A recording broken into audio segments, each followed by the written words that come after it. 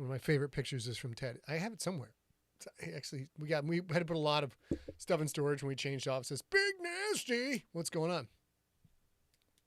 Jay Radams, are any of the aliens, such as the ones in the Wolves fight, canonical to the rest of the Siglerverse? Bro, they're all fucking... Oh, geez, let's go live. 3, 2, 1. Hello. Oh, boom. Hello, everyone. You guys, I will tell you right now, this might not be the smoothest of the Siglerin places because your boy is fried. Your boy is fried. Chris McWhite's in the house. What's up, man? Let's get back to your camp, pumpkin. Oh. What the hell? There we go. Is that too blazingly bright for you? Just turn yours down a little bit. Turn the big one down if you can reach it. A's doing the best she can too. Sometimes she got little Tyrannosaurus Rex arms. It's the middle one changes the color back to tan. Yep, and then too dark. It's the one all the way up is the brighter. Yep, stop. Oh, hopa! Here we go. Looks good, everybody. Looks good. Thank you, Steve Smith. Appreciate it. Rob Tenorello, what's up, Tin Man? Look at everybody in the house. Icicle Treppin in there. Hello. Happy birthday to you. Thank you very much. Technically speaking, you guys probably know his birthday is actually tomorrow, but we figured no better way than to start celebrating with you guys, our pals. Our pals. Yeah. It's very pally. It's very nice. Yeah. So today, I have a script now in front of me, which I had nothing to do with because A took care of it. Let's hope it's right. Where did all the pub schedule from last week go? I had like 14 things on here. No, this is an older script. This is the older one. Okay, well, maybe I can pull it up. That's all right. What are we going to do? I couldn't find another one. Yeah, this is November 12th. So coming up this week on the Scott Sigler Slices podcast. Oh, it didn't. We're going to have this very podcast that you're listening to right now is going to be ripped and put in the feed. So all of your questions are going to be there. Last week, we put up the final story of Blood is Red, which of course was Sacred Cow, one of my all-time favorites, one that I did very, very early in the career. But if you listen to that on the feed over at scottsigler.com, it's up there. It's also in our podcast feed. That one, man, that's the one you just printed. No, damn it. Sorry, guys. I actually just changed this, but I must have done something when I printed it because it's not fixed. Anyways, Sacred Cow is one of my favorites. There's also an author's note. If you haven't heard the Sacred Cow anthology, if you got the audiobook, you listen to the podcast, there's an author note about how I came up with that story, why I did that story. It's pretty fun. Hello, Sandy Baltzer. How are you? Turn my mic up a little, please. Can you? Wait, I just need your headphones on. You can't hear yourself in the mic, babe? People are saying that I'm very low. How about now? I don't know. Everybody, I just turned up Jude. I just turned A's microphone up, ladies and gentlemen. Trying to solve a problem where her microphone echoes into my microphone. So we're trying to get that figured out. So let's see. Let me know. Cobalt says mic is down. Let me know. Is A talk a little bit, Test 1 2. Test 1 2. Does this sound any better? Also, did you see Cobalt USA just said, "Oh, I meant Girth Day. Happy Girth Day." Happy Girth Day. I love it. All right, now watch out. A's voice might jump a little bit here. Yeah, now it's really loud in the monitor, or the. I'll just turn this off. I think. Just talking to Mike. I'm talking into the microphone, and is this any better, you guys? Let me know. Let me know. Let me know. As someone who lives with you all the time, I feel like you're being quieter than normal. Sandy says I sound good in Florida. Great. Chris says my mic is still a little bit weird, and Chris McWhite. I have no idea my friend says A's voice is sultry anyway, so it's hard to tell if it's low. We got a little bit extra hiss in there on A's voice. I'll figure that out later. Because you know what? Because I've been busy writing. I've been writing, doing all the writing, and writing the many, many things. Many, many words. See, now I'm hearing that echo again. God darn it. And I hear the buzz. Let's do this real quick here. Just angle that up a little bit. Okay, now try talking into it. I don't know if this is any better, but Jenna Leah says on YouTube, my voice hasn't changed for her. Okay, then I'll crank it up right here. Yep. God damn it. I don't know. All right, we're gonna do the best we can with this. I'll come down a little bit there. Yeah, there we go. And I can hear myself. We're doing it live. I can hear myself. Okay, did you talk, babe? I'm talking. And Kim Hansen on Facebook says it's better for her. Great. Let's do sounds this. better on Facebook from Paul Inman as well. Great. Okay, so we're making some progress. It's still fucking goddamn it. Anyways, we'll try and figure that out later. Yet another issue that we have to figure out. So, let's go through the basics. So I can walk. I just wrote them down, so I can walk through them if you want. So we just ran Sacred Cow last Sunday. This coming Sunday on the podcast and the Sunday after will both be this Q&A that we're doing right now. We're going to split into two. So this show runs a little bit longer than normal. We normally do 2 Q&As, but we're not going to be in town next week, so there's not going to be a Sigler in Place on December 6th. So we're going to do all that tonight. And then the next things that are on our docket, we have Warpath, which Scott is so close to done with. Grammar checking it tonight, and then we're going to go on from there. So, and then we have the GFL 7 edit is next on the docket. New sleigh writing is next on the docket, and the episode of Sleigh, or the book of Sleigh that you just heard, we have scheduled to come out on February 14th. So we're calling it Valentine's Sleigh. Doing Valentine's Sleigh. It's going to be very, very nice. Very good. So, all right. So, I think Rob Otto just joined the chat room. And wonderful. I think he also has a birthday tomorrow. Happy birthday, Rob. I forgot all about that. What do you mean? Rob has a birthday too? No one gives a shit about that. Come on now. There's only one birthday that matters in this house, woman. Let's get that straight. All right. So that is all the stuff that is coming up. We're going to skip all the review counts and everything else today because we're going to get into the questions. And I just remembered I have to record this shit right here. So to recap, we're going to do the Blood is Red Q&A. And that's what's coming to the podcast feed. You know what? Fuck it. I'm shot out. Here we go. Ready? One more thing. This Saturday night is the Junkie party that our friend Steve Rickeberg hosts. I normally join. I will not be there this time because, as I mentioned, I'm not in town this weekend. But it's super fun. He runs it for like 7.5 hours so that you can come and go as you please. And Steve, let's make sure we test tomorrow in case you need a code or something because I won't be at my computer on Saturday. And now we're good. And while I'm not going to show it, over at scottsliquor.com/store, we're still doing a Black Friday sale, 15% off on everything that we ship. So if you can add it to your cart, that will be something that you get 15% off on. Got tons of new merch. We got all kinds of Crip stuff. We got some brand new Kraken stuff. It's really fun. We got mugs and vials and jars and people are really digging. There's an insulated tumbler. Slides. And I've gotten a few requests for a travel mug because the tumbler isn't really meant for that. So I'm going to look into adding that as well. If you guys see things you like, but you like a different size or a smaller size or kid size, just let me know because I can't put everything in there, but I'm happy to put things in that people actually want. Scooch a little bit closer to me, babe. Let me fix this for you. Hey, Kyle Jacobson's dad, 79th birthday today. Happy birthday, Pops. Happy birthday, Pops Jacobson. All right, let's get into it. And we're going to start recording right now in 3 and 2 and 1. Hello, everyone. Welcome to the Blood is Red. Now we're going to start recording. Here we go. 3, 2, 1. Hello, everyone. Welcome to the Blood is Red Q&A episode. There is no talkie talk because we are done with Blood is Red. And now we go into our long-standing 18-year tradition of when we finish a podcast, anthology, or a novel, we open up the floor to the junkies to ask questions. Joining me today is my business partner, awesome wife and best pal, a real girl herself. How you doing, Peanut? Pretty good. How are you? I'm shot the F. I'm shot. I can swear on my own show, right? You can. I'm shot the fuck out. It's been several 14-hour days in a row. Today was like a vacation. It was only 9 hours before I had to start preparing for this show tonight. And it's been ongoing for pretty much a little over a month. We did have dear friends come to town this past weekend and hang out with us, and that was epic and wonderful and really a great break. And we are looking forward to being finished with this deadline.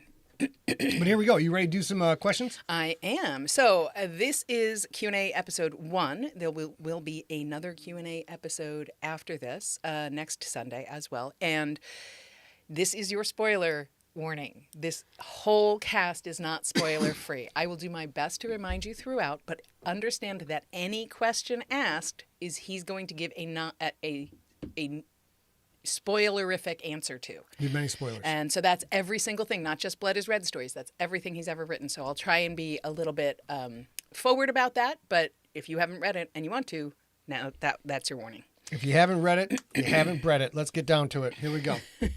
Oh, I have a birthday gift because it's your birthday.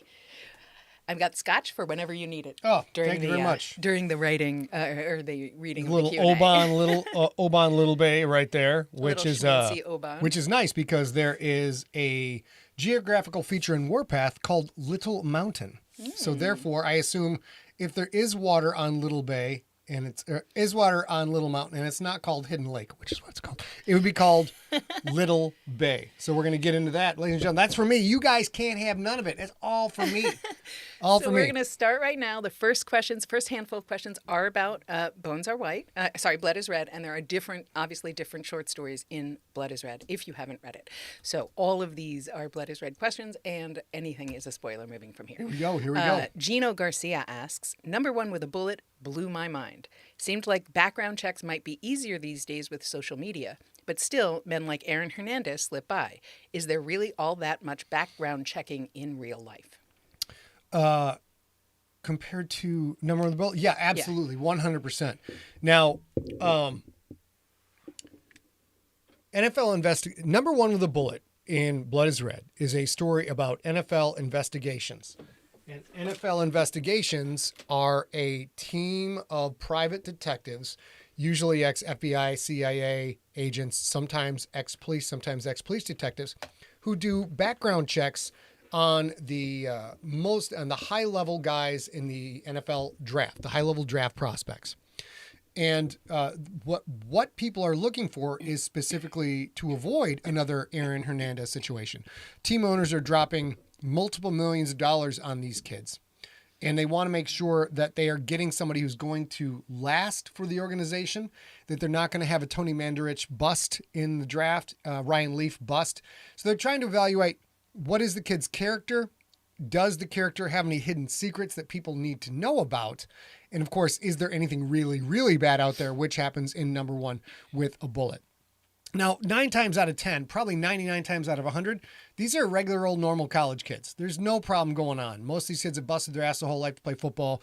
Most of them have done the best they can with their classes in considering the demands on the time of a college athlete, male or female, any sport. It's a huge amount of time.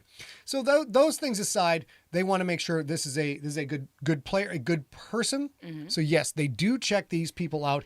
But if the talent is significant enough, if the player is good enough, NFL owners will overlook an enormous amount of things, and they will frankly just roll the bones, hoping that they get a superstar in the making. And I was going to add that I think no matter what career choice Aaron Hernandez had chosen, I don't think his choice of career impacted his crime. I think he could have been an accountant and done that. He could have been a bar owner and done that. He could have been in anything and done what he did. So I'm not sure that since if you guys don't know, Aaron Hernandez put out a hit on someone and got sent to prison for it and killed himself in prison 2 years later. But I think that was a mentally disturbed human being regardless. And I'm not sure that would have been found on a background check anyway. Well, gang-related activity is definitely a major concern. And, now in this day and age of social media, being able to check on people's feeds, et cetera, that makes NFL investigations' job a little bit easier. But at the same time, Aaron Hernandez in particular underscores the necessity of teams and the league to try and make sure they have, if this sounds creepy, think about it like this. The NFL is a company that is a for-profit organization. They are trying to make sure they hire the best possible people for their firm so that they cannot have any more black eyes to the organization, and they can continue to put out a wholesome product that people are going to love. That's what it really comes down to. Yep. It just happens to be a football-based product. And I think that there's some accountability, which I think is a good thing. There's accountability for... I think that the NFL knows that their players and coaches sometimes become aspirational figures to the fans of football, kids who love football. They get the jerseys, all that. So they want to make it reasonable. They want to do a reasonable amount of effort so they don't waste their money and they don't have to clean up PR problems. And I know that, for example, finishing the Aaron Hernandez story, he played for the Patriots when he was arrested. And when he was convicted and sent to prison, the Patriots put out an offer that anybody who wanted to trade in an Aaron Hernandez jersey and pick a different player, they would make that swap for free. They would pay for the shipping, all the things. And I think that's cool. the sort of Very cool. management that you do in a situation that had nothing to do with the Patriots, but still they want to be accountable for their team. And I like that. Yep. Okay, let's go. Okay. Mike King says, I am enjoying The Kids Are Coming for You from Scott's band Superweapon. Thank you very much. At the same time, I also miss Heaven's a Lie. I always imagined that's what trench warfare would sound like. Anywho, my question, can you talk about how or why Heaven's a Lie was selected for the GFL and why it was changed? Fun question with a lot of answer, which now we have closing in on 2 decades of history doing this shit. So once upon a time, there was a site called the Podcast Music Network. And the first time podcasting was being the big it thing. Now it's the third time podcasting's being the big it thing. The first time, people were trying to play music and running into copyright issues without as much of the fingerprinting as we have now. Like now you play a song, audio picks up in 10 seconds, and that stuff gets banned. It wasn't quite like that back then. And people were playing music, running copyright strikes. So the other thing people were doing to fight that is they were just doing covers of songs. And at that time, a cover of a song was undetectable. So there was Coverville. There were several podcasts where they just took covers of people's songs, played them in the podcast, and it was a very fun thing. And so to counter against the excess of covers and podcasts, the music industry is basically like, okay, we give up. We just need a place for people to play the podcast. Because once upon a time, labels were smart enough to know that if people hear the song, people are going to like the song, and they might want to buy the song and buy all the merch and go see the band on tour.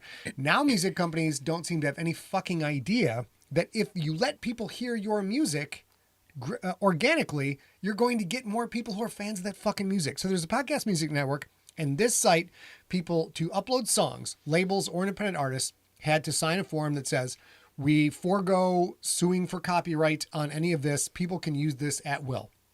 That is where Lacuna Coil was. That's also where I found several other bands. I'm drawing a blank on them right now, of course. But Glassjaw was one. All the old music you used to hear in the first 10 years of the Scott Sigler podcast, most of it came from that site or my old band, The Transfer. Fast forward to now, even though I had permission ad nauseum to use Lacuna Coil's Heaven is a Lie, Podcast Music Network went tits up, I'm going to guess 8 years ago, 5-6 years ago. So there is no site there now. And now the other part of it is copyright violation management is done all via AI and the sound print, fingerprint of the algorithms. So if I was to run Lacuna Coil's Heaven is a Lie, which I have permission to use, grandfathered in, it would automatically get blocked by every site in the world, especially and including YouTube and any place that carries my podcast like Spotify. I would never be able to get out of that, and the content would all be stuck forever.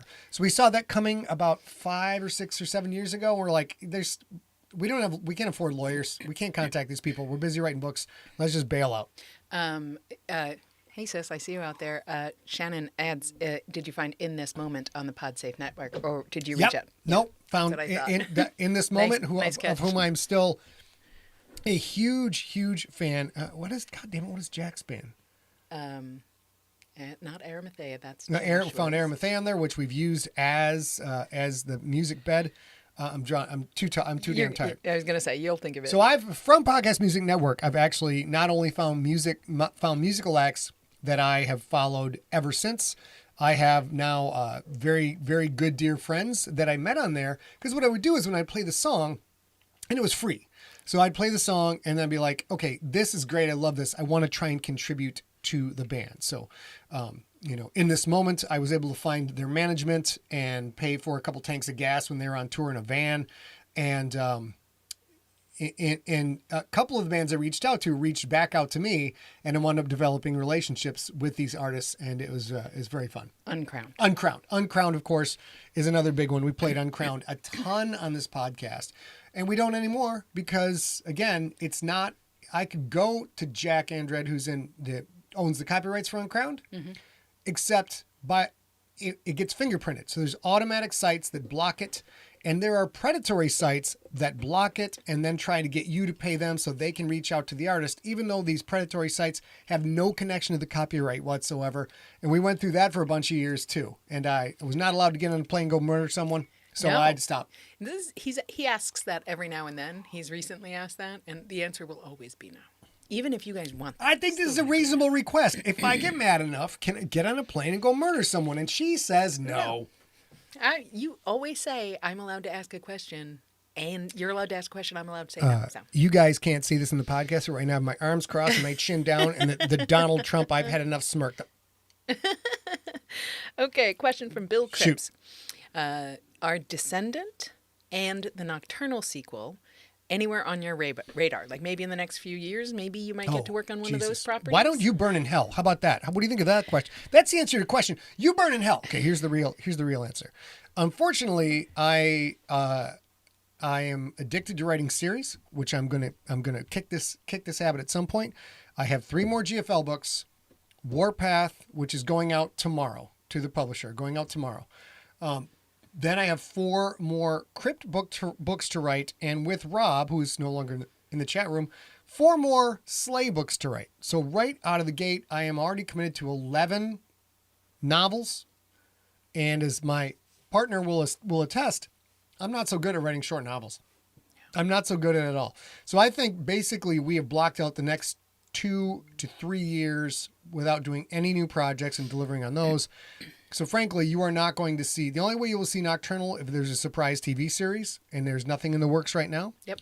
And if that happens, we will hurry up and get cracking another book. But we're talking probably 2026, probably 2026. 2026, yeah. For I have enough time to go back and look at Nocturnal and Descendant and the Nocturnal books. And I will tell you another a piece of this rationale, which is probably not. I think the answer to the question is probably not, but who knows? Because right now we're not adding anything new. And another reason for that is Descendant is the planned sequel to, or prequel, whichever, to Ancestor. And then there's a Nocturnal and a sequel called Diurnal. Both are Yes, possible, but they both belong to other publishers. So while the publishing world locks in on itself more and more, Excuse me. we also have the problem of it would be unlikely that, say, Penguin would want to buy the sequel to one of the books that Random House put out, because then they're sort of sharing revenue and stuff like that. So they haven't done that. So the way that would happen is Excuse me. we decide to put out one of those 2 books. And to do that, he'd have to get through all these deadlines and 11 books or whatever it is. So the answer is probably not, but maybe. I will to paraphrase let Daniel Day-Lewis in The Last of the Mohicans. Oh, Lord. Whatever you do, stay alive. I will write for you. But you gotta live. You gotta live long enough so I can write those books. So therefore, if you die, that's on you. It's not my problem. It's not my problem. All right, let's go. All right. Randolph Brown asks, in the GFL, when transferring, what is Greedock? What is his who is he? What is he? Greedock is a quit. Okay, so this is a quick question. In the GFL, when transferring to a queen, a female loses all possessions. Mm-hmm. She is dependent on her This male... is a giant spoiler for the GFL. Oh, yes. So if you've not read through the GFL, including the Stone Wolves, you're going to want to skip ahead in this part. But go ahead, babe. Yeah. I lost my place. She is dependent on a male consort for everything, so the queen picks that consort accordingly. Okay, so then why does she ask for her old jewelry back? Is there something hidden in the jewelry? All right, listen, you motherfucker. Come on now. Let's be honest with ourselves. How many of you people out there have a significant other who every now and then makes a request, borderline demand, that is a question? It's like, hey, can I have this thing? Can you do this thing for me? Can you go take care of this thing? And in many relationships, I have had these in the past, this is disguised as a choice that you have freedom to make. But in reality, in reality, I think we've all been in a relationship where someone asks you a question, and you included, where someone asks you a question and it's not a question. It's not a question. It is a specific request, borderline a command. And you know what? I'm going to use one word as a catch-all for all the genitalia and all its forms and all the land. But you know what? Coochie got power, man. Coochie got power. If you're gonna stay in that, I'm so glad I put my hand down fast at the beginning of this. if you're gonna stay in that coochie's good graces, sometimes you got to make some shit happen. You know what? Outside of the bedroom or the cave where the quith like to get things done. So yes, she will make certain requests, and I'm not going to say this is an inverted power structure. I'm not going to try and claim I'm subverting expectations or any of the bullshit phrases here from people who know how to write plots. But what I am saying is, just because they don't legally own the possessions, Quith queens have far more power and control than the world the Quith society at large may think. And some of this goes back to, going way back to medieval times and before that. Just at a time when women were property and had no rights, there were still many individuals within that gender who were able to impose their will upon those who did not have a strong will as they did. And I do also remember you saying that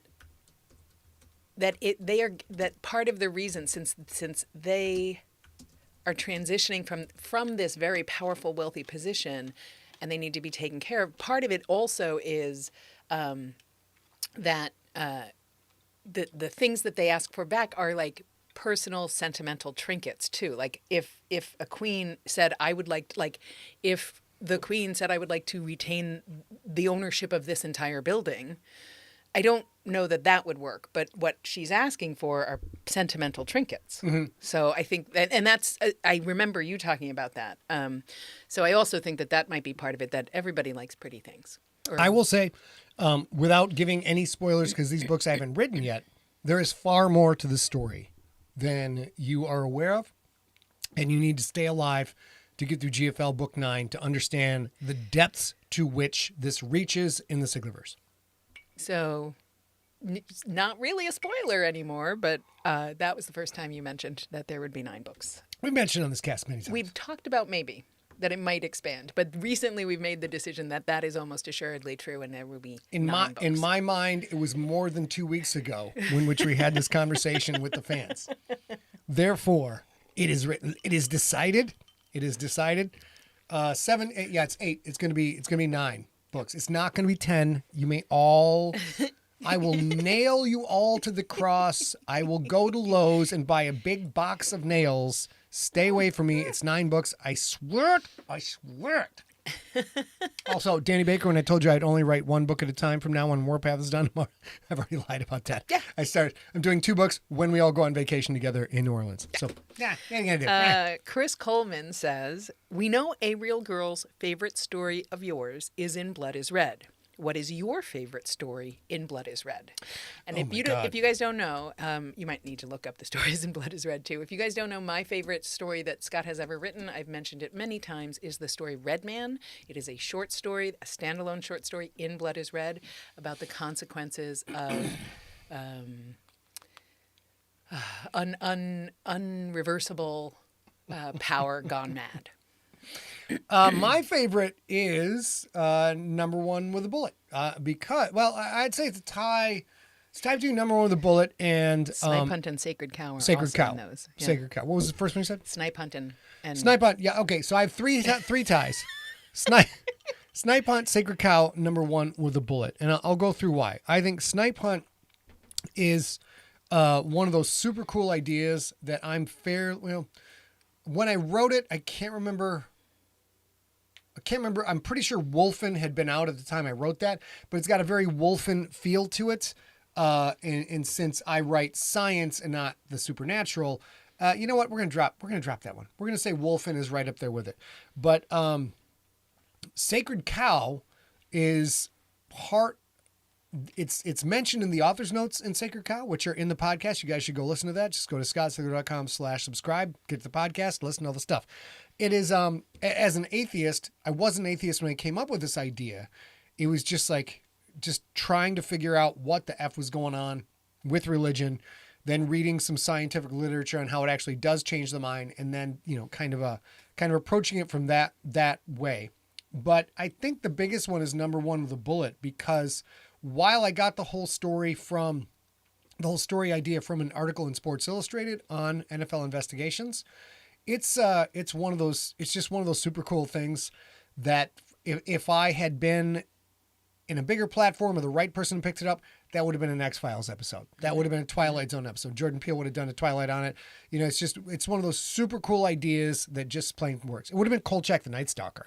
Yeah, it would have. Kolchak, yeah. All right. So I will say, if you don't know this, there are a few things you can do. If you go to the Siglerpedia, you can probably find we showed you last week, there's a short film about part of the story of Sacred Cow. And what was the other thing I was going to say? Yeah, I forgot. Yeah, that's right. So if you've not gone to YouTube, if you haven't listened to the podcast in a while, if you've not gone to YouTube and looked for Scott Sigler Sacred Cow, or gone to scottssigler.com/Sacred Cow movie, one word, you missing out. It's a 30-minute movie done by Edward Earl Newton. Directed, he directed the whole thing. He adapted the whole thing. It's brilliant. It's a bummer he's not making movies anymore like that, but there you go. He's a great guy. Jason Brown asks, the author of the Wheel of Time series died before finishing the series, but left detailed notes to finish the last books. Does Scott have notes to leave to anyone that might pick up his series if ever needed? I'll take over while he thinks of what he wants to say about this. How would you define detailed notes? I will say that I believe if anything happened to Scott, or Scott was not able to finish the GFL, I believe that together with some of Junkie writer friends, like probably Scott Pond and Chris Grawl and John Biscoe, we'd all get together and tell you how it was meant to end. That is a PDF. That's a white paper. It's like 2 pages long. It's not all the mayhem and all the wonder and all the grace of the GFL, but I could communicate what was meant to happen and what his intentions were in about 2 pages. That said, I don't think that's true of the Crypt. It's probably with Robbie's help. We could do that for Slay. And then, no, I think we have a shared okay, database. I'll say Slay, yes. Rob could be the showrunner for Slay and either write it or get writers to work that whole thing. He work in conjunction with because Slay is meticulously, let's be honest. For a story about crows that eat cigarette butts and try and pull a train on a pigeon, it's an incredibly detailed, dark fantasy. Don't forget story. The sex gnomes. And don't forget Mjolnir. Come on. So, the amount of dirty jokes that are already literally plotted out on note cards this note card stacks like this big, yo. But the end of the GFL series, which will also mark the end of the Siglerverse, because the Crypt will be done by then, is it's just these giant reproductive organs. They're huge. They're so girthy. Whatever you think of when you think of reproductive organs, it's massive. And frankly, there's who knows besides you? Does anybody know? John? I think John knows. Maybe John knows. John doesn't know everything. So we're talking 1 to 2 people besides me who have any idea what the end of it is. But it's when I get done with it, I'm gonna be wearing sunglasses sitting in a lawn chair and sipping Mai Tais, y'all. I'm not gonna have money to do that, but that's what I'm doing because there's no topping it. There's no topping it. I will also say that Empty Set, the two of us, we share a database of Scott's story ideas, and while that it's organized in a certain way where if there's just a thread of an idea, it's categorized in one way, and if we revisit it, it ends up getting changed a little bit more. But that has 90, maybe 100, maybe story ideas. The database? Yeah, that has come out of his head. Never gonna get to it. And those, some, I think those would be, I would take over his threads and his Facebook if something happened and just post what could have beens and cry a lot. Yeah, I know. First of all, okay, that's lovely. If I pass early, A is going to get out my database of stories and have herself several glasses of wine, and she's going to communicate with you all. You're going to share your general grief together. She's going to share all of the brilliance I had to offer you, but my life was cut short too quick. If she goes first, hookers and blow for 2 weeks and then a fucking croak. So we That's need it. you. We That's need it. me to die last, so that you guys know what happened in his head. Honestly, when A goes, I will social media post my demise, but it's going to be a spectacular, furiously fast demise worthy of someone who's accidentally fell upon a Coke distributorship in like '84. It's going to be spectacular. There will be a fast sports car. This next question might start to provide a solution if we do lose him the hookers and blow route. From Robert Gelb. Let's go. Robert Gelb. Let's go. My question is about artificial intelligence. Recently, an AI engine called GPT-3 wrote a video game just by some guy describing what type of game he wanted. Okay. I've been writing software for about 25 years, so I looked at the source code for the game, and it was good, clever even. Then I read a short story that was written by this same AI. Someone gave it a one-sentence prompt, and it went from there.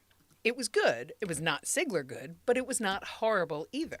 The whole thing reminded me of Petra Prowitt's first steps in Robot Uprisings. She created something and didn't even realize the full power of what she's done. Anyway, I wanted to get your thoughts on this. So I guess there's not really a question. It's kind of a general talking point about it. I think the question is the idea of creating something and didn't realize the full power of what she's done. Creating something, not realizing the full power of what it is. We are already in the midst of this right now. I have said I'm going to guess I'm going on 20 years now, possibly more, since I read a book called Artificial Life, that we are going to engineer our own successors as humanity. That's not any kind of lightning bolt from the sky thing. Sci-fi authors have been saying that for a long time. But the way I see it, it comes down to self-reproduction within the programs, genetic variants or programming or data variants within the copies, and then genetic crossover. So those are the three big steps. Step one is computer programs that either can write copies of themselves, make copies of themselves, or the big one, what's really going to fuck us, is when that combines with self-organizing machines that can kind of harvest resources, which is what the Prowat are all about. You combine these two things together, and what you get is, we're talking about millions of years of evolution gets truncated into about 30 years of science. And then at that point, the self-reproducing machines and the self-reproducing AI they're almost equal with us now as far as the ability to make evolutionary changes and become stronger, become the survival of the fittest. Where we get screwed is the best we can do in the most repressive cultures in the world, every 12 years, you get a new generation. In the Western world, we're up to like every 28 years, you get a generation. With programs, we're talking minutes, hours at the most. With actual self-reproducing machines, we're talking, matters of days and weeks. So we will absolutely get left behind. I say all that to answer the question. The genie's already out of the bottle. It's already too late. Yeah. We're already completely screwed. So people are making all of these things, and I think they have absolutely no idea what they have unleashed. And I will also say someone was going to unleash this. This is an inevitability. This is going to happen. We will go the way of the dinosaurs. I'll add one more thing, which is I've read recently and I think we might have talked about it last week, the idea that like AI generated images are weird. They're kind of uncanny valley and problematic. But AI written stories they're not terrible. They're not but they're not bad. They're not unreadable gibberish. Can I address that? Yes. Yep. But I want to say, if you think about it, if you're vaguely older than 30, you will have seen a change in your lifetime for computer graphics. and for like CGI things. And so back in the day when we were playing, like I played, my first video game was Pong. You know, they couldn't make Fortnite when I was playing Pong, but that doesn't mean that they weren't making graphics. And I think that's a point that we did talk about last week, that I think there are AI written stories, there are AI written lawsuits. I know we know one that went poorly, but because the AI bot made up laws, unfortunately. So in the chat room, I just posted a link to a book on Amazon called Artificial Life, a report from the frontier where computers meet biology. It's written by Stephen Levy. It came out apparently in 1993, although that might be a reprint. It might even be earlier than that. And that was the book I read, and I was like, you know what you can do? You know what you can do? You can kiss your ass goodbye. And I've been watching things gradually come to fruition. If you read that book, pay attention to the chapters about boids, BOIDS. These are electronic data-only birds. You read that, and you will, you know what, you're going to join me, the hookers and blow, because you might as well spend that money before it is all gone. As far as for fiction writing goes, right, the writing's on the wall. The writing's on the wall. You know, as they said, you talk about computer graphics. You go back to where computer games were. If you guys are of my age, if you're Gen Xers, go to look at computer graphics now. Compare those to what games look like when we were 10, 12, 13, 14, even in, you know, approaching early 20s. Yeah. It is staggering the difference. I just watched a video today that was a completely AI generated Star Wars film. It was 5 minutes long. Story made zero sense. The graphics, when they actually, of course, when they show a Mandalorian talking, looks great. Stormtrooper talking looks great. When they show a human talking, the lips are not quite queued up. But this is already echelons above where it was even 5 or 6 years ago. So 5 or 6 years from now, when they figure out the human face, they figure out the lip movement thing. That's why, digressing, but this is why SAG-AFTRA and the strikes in Hollywood are fighting so hard to prevent studios from being able to reproduce the voice and likeness of an actor, because as soon as they can do that, Brad Pitt stars in everything. Harrison Ford stars in everything. 200 years from now, it's Brad Pitt, Harrison Ford, and whoever else happens to have won the genetic face lotto and are brilliant enough to. It's this shit is already going to happen. We're screwed. So fiction writing is an even lower hurdle because you don't need an iconic face or visual for it. It's just words on a page.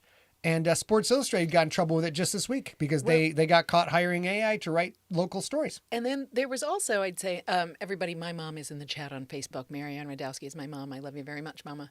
I think, what was her name? iCarly. And this was maybe 15 years ago. And she was a YouTube. We weren't sure if she was an accurately portraying her reality or whatever. And it turns out it was wildly scripted and everything else.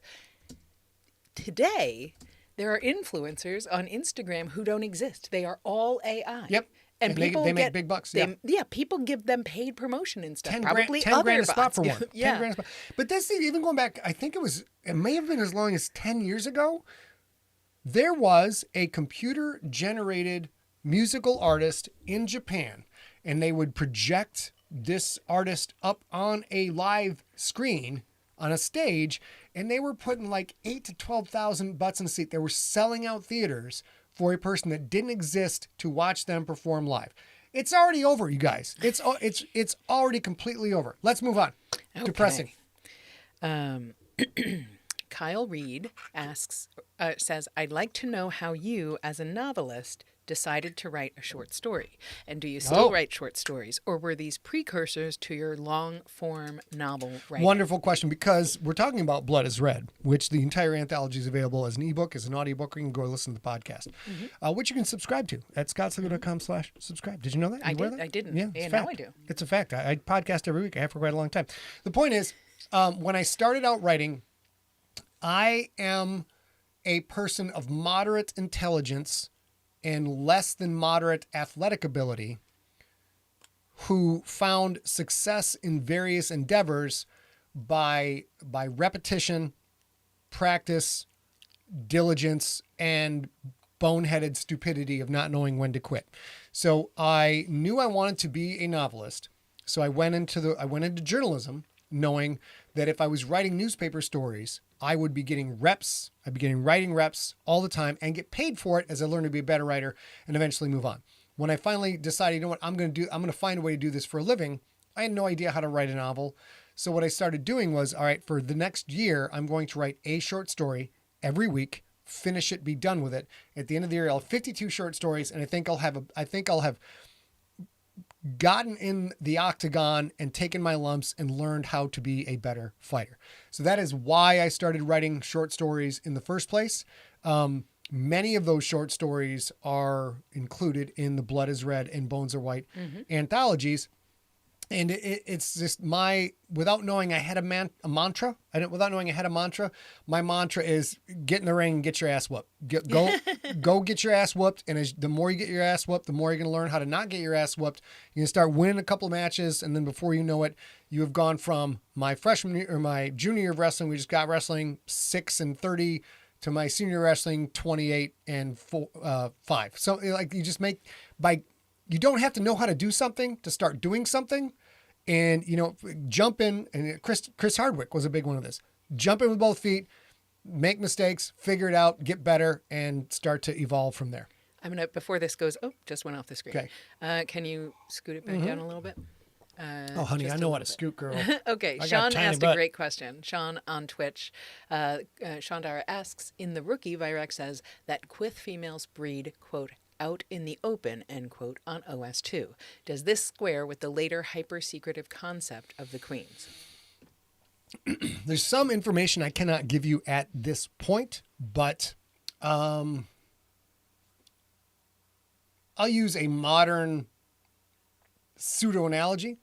There's some poor bastard in Russia who just got, I think it was 10 years in prison because he wrote on a window with his finger in "Do no war, no Ukraine war," something along those lines. Motherfucker's going to jail for 10 years for that shit. So he did it out in the open, but he has also been observed by his culture. His culture finds his behavior reprehensible to the point where it's punishable by jail time, and now he is going away.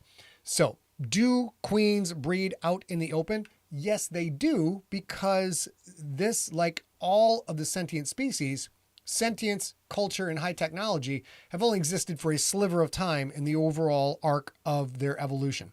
So that's what people did, way back when, before being naked was some kind of abhorrent sin. Cro-Magnons and other human variants were just banging you just went at it. You're like, you look good, boom, let's get it done. You didn't go find a cave to squirrel off away and all that business. You're like wildebeest say. Here we are in the veldt with the dust flying. There's 1,000 people in a herd. Let's get on. Let's get it on. I think we have the answer. Oh, okay. The answer is wildebeest and the veldt. All right. Vance Solomon, who I already love, because this is such a beautifully worded question. What inspired you to write this particular story about Iowa? It's funny to me since I live here and we do have some strange people.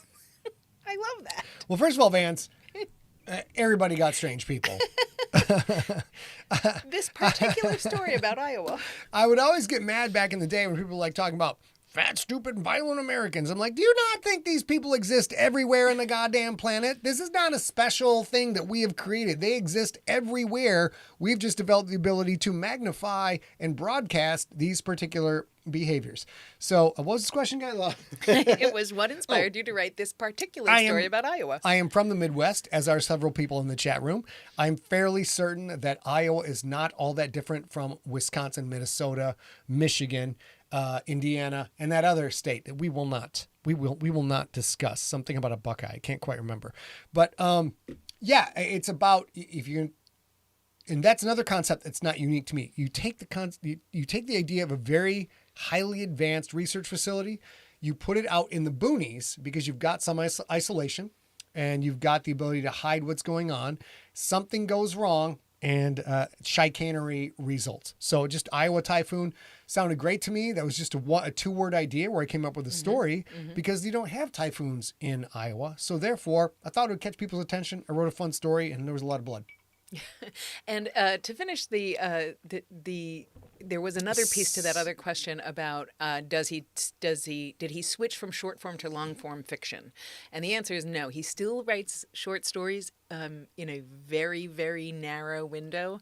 It has to be, I think, 2 specific people asking him to do it. And we have to revert the rights to put him in a book. I just got asked by one of the people who are allowed to ask me to write short stories, write a short story. Well, I did a book event in Encinitas, and I had to be like, I told him, I said, you go to hell.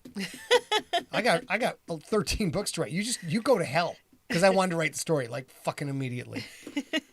Sorry, Henry. Oh, and you didn't even tell me about it. I'm so impressed. I got focus. I actually just, when I went to do focus, you guys listen to the podcast, I put the, like that, made a knife of my hand, I put the knife to my nose, I moved it forward, focus, and then I poked myself in the eye. Okay. Well, okay. Ian Cole asks, or says, I was very, spoiler for the Stonewolves. I was very surprised in Stonewolves to learn of Goldman's previous military experience. Was there mention of this in previous books? I cannot believe I missed it. You did not miss it, because in the Siglerverse, you're only seeing things through the prism of the point of view character, which is, I believe that is endemic throughout my work, and it focuses heavily on, we are all the hero of our own story, and the people that we think of as evil or villains, they do not think of themselves as evil or villains, and there's a whole completely separate set of history and events and cultural impacts coming in these people, and where we interact with other people is this narrow slice of a Venn diagram. Quentin saw what Quentin saw, and he's our primary point of view character in the series. And remember, you guys, even we're coming into book 7, dude's 24, maybe 20. He's 23. So while you may have hated him in book 1, he's come a long way. He's still extraordinarily young, and he's very busy. He's very busy and terribly important. He's got games to win. He does not give 2 shits what about someone's past is. And on top of that, Goldman has kept that past very, very, very, very well hidden. Okay. David Lamb, you burn in hell. Kristen Stam asks, or says, the Great Snipe Hunt was amazing. I moved to New York City for work and was listening on the subway going home at night. Mm-hmm. You better believe I jumped at every little move out of the corner of my eye. Do you think there are unseen predators around us in real life, or just the seen ones? Well, in any urban environment, in any environment, totally, there are unseen human predators all over the place. There are people who do not think like you, who do not act like you, and do not have your moral code, who are actively working to predate on other individuals. So, yeah, there are unseen threats. There are microscopic unseen threats. Everywhere. Then we get into biology, as A just mentioned. Microscopic unseen threats. And bacteria and viruses do not give 2 shits about how smart you are. They're not capable of understanding any of that. They just do what they do. If you are unfortunate enough to be caught out in the wild in an area where there are predators, you are going to be considered to be food, and something will hunt you. It's all over the place. Unseen predators, unseen threats exist everywhere, to the point where I think it's only been the last 100 to 120 years where people are not looking for those threats on a regular basis. And we owe that to the cumulative, iterative benefit of advanced society, advanced cultures and technology and medicine, where we don't spend every day going like, that's going to kill me. That's going to kill me. That might kill me. We just go about our business. Yeah. Unseen threats are everywhere. And in particular, being a New Yorker, I will say, even before the rats in the subway is what she's talking about, like, there's also cockroaches in your house. Pretty much in New York, you're going to get them now and again. And I think those are probably unseen predators. Probably eating your cheese in the middle of the night. That'd be still a seen predator, I guess that would be. Yeah. Okay, Bill Cripps asks, he says, I've got a couple of questions since everything has been put on Apple Podcasts again. I've been listening to lots of stuff. One, at the end, spoiler alert, for Infected and Nocturnal. First one for Infected, at the end of Infected. Is that the key coming through the gate? Yes, it is. Yes, it is. Yes, it is. That's covered the reasons why you see the key in Infected, and they are in the position they are in when you get to the GFL is it is listed at siglerpedia.scottsigler.com. It's in the timeline. If you guys go look at it, all of the answers are there. I'm not going to give you specifically what's going on because that hopefully will come at a later book. Okay, and his second question is from Nocturnal, or about Nocturnal. What were Sly and the rest of the Nocturnals doing before they killed the priest? Obviously, they were active as well as Erickson. But the way it starts, by the way it starts, it sounds like until they started knocking off Rex's enemies, they were in hiding and weren't using their protection symbols. That is why there's two elements there. So number one, the anchor for the Nocturnal series is a thing called the Keystone Predator.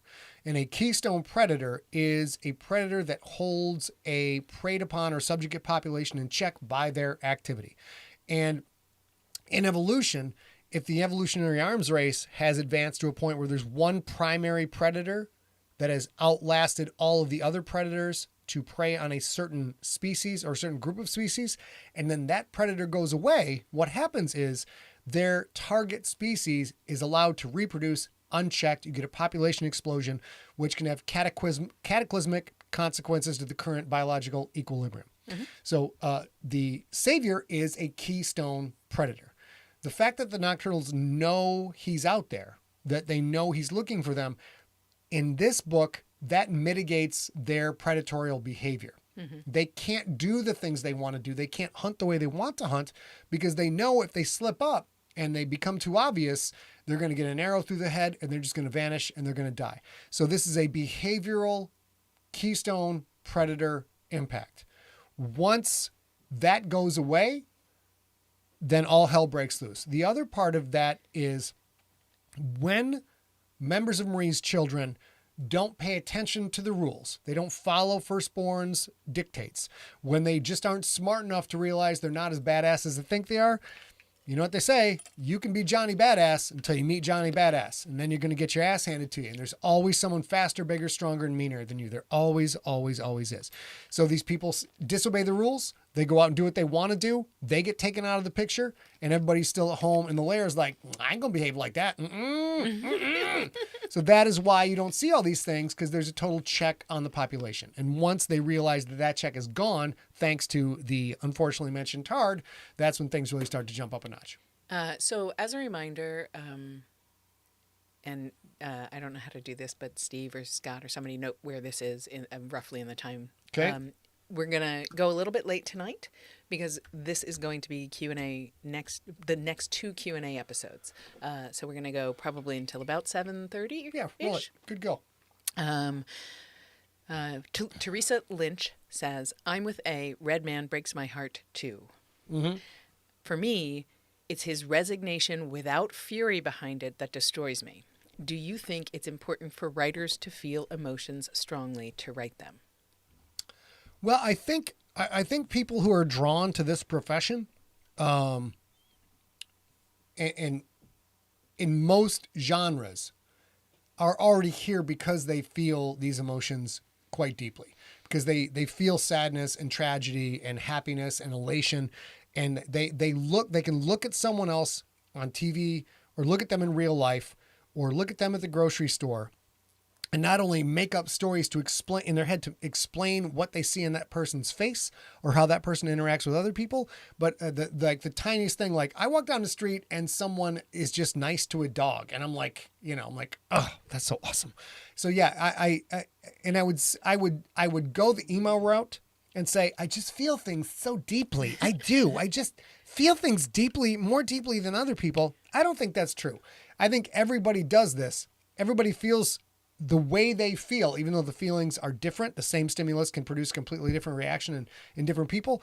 But writers are like, just think that shit is so cool and just want to communicate that.